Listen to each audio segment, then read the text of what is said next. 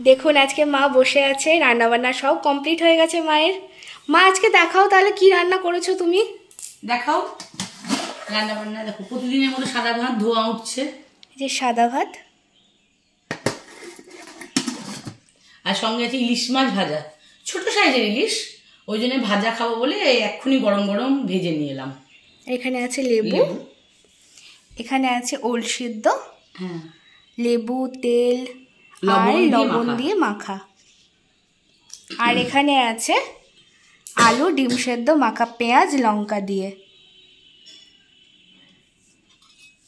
আর এখানে আছে ফুলকপি দিয়ে আলু দিয়ে ডিমের কারি, একদম ঝোল নেই, একদম কারি।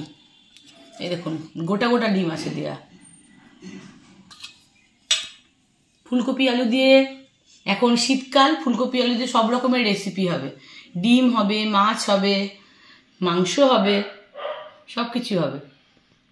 কত সুন্দর হয়েছে দেখুন, ভীষণ সুন্দর লাগে ফুলকপি আলু দিয়ে। মটরশুঁটিও আছে, বলতে ভুলে গিয়েছি, এই যে মটরশুঁটিও দেওয়া আছে। দেখুন শীত না আসতেই মটরশুঁটি, আমার ফ্রোজেন মটরশুঁটি, এই যে মটরশুঁটিও আছে। আর এখানে আছে ডাল, এটা কালকে করেছি ডালটা।